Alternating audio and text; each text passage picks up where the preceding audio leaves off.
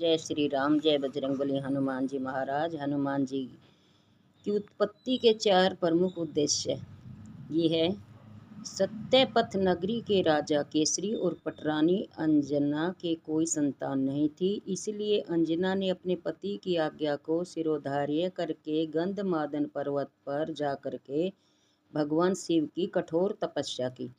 बहुत दिनों की घोर तपस्या के बाद लोक कल्याणकारी भगवान श्री भूतनाथ जी प्रकट हुए और उन्होंने अंजना से वरदान मांगने को कहा।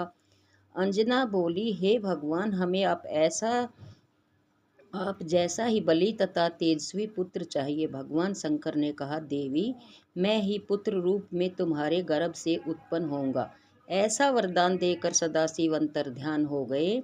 जलंधर जैसे बलवान राक्षस का संहार करने के लिए भगवान सदाशिव को यह जरूरी हो गया कि पवन देव की शक्ति भी साथ हो, क्योंकि वह राक्षस बहुत ही तेज गति से आक्रमण करता था। भगवान शंकर के अनुरोध पर पवन देव ने अपना पूरा बल वेग भगवान शिव के साथ संलिंगित कर दिया। उस वेग के सहयोग से ही भगवान सदाशिव द्वारा जलंधर मारा गया। उस दुरात्मन का संहार करके भगवान शिव ने पवन देव को उनकी शक्ति एवं वेग वापस लौटा दिया और उनसे वरदान मांगने को कहा। पवन देव ने भगवान शंकर से उनकी अविचल भक्ति मांगी। भगवान शिव ने प्रति उत्तर में कहा, इसके बदले में मैं तुम्हारा पुत्र होकर विश्व में अपनी कीर्ति फैलाऊंगा। लंकापति राजा रावण के अत्याचार से समस्त विश्व घबरा गया था।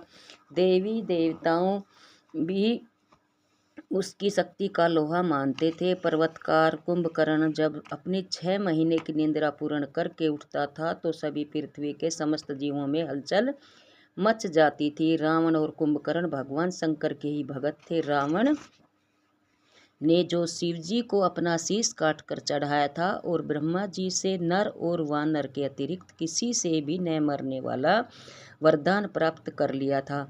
हम काहू के मरी न मारे, वानर मनुज जानी दूटारे। अब गोस्वामी तुलसीदास जी कहते, इस बात को जानकर समस्त देवताओं ने भगवान शंकर की घोर तपस्या की। तब भगवान शिव ने उन्हें बताया कि रावण और कुंभकर्ण दोनों उनके गण ही तो थे, अतः उन्हें पुण्य वापस बुलाने के लिए शिव स्वयं आकुल थे। इसके अतिरिक्त रावण ने महाकाल तथा शनिदेव को भी बंदी बना लिया था। ये दोनों देवता भगवान शिव के प्रिय थे, इन्हें भी वहां से मुक्त कराना था। भगवान शिव ने बताया कि मैं बंदर का अभिमान शून्य रूप धारण करूंगा तथा श्री राम का अनुचर बनकर पृथ्वी पर अवतरित होऊंगा। कौतुकी नगर में नारद द्वारा श्राप पा चुकने पर भगवान विष्णु सदा ही चिंतित रहते थे। रावण का अत्याचार बहुत बढ़ चुका था।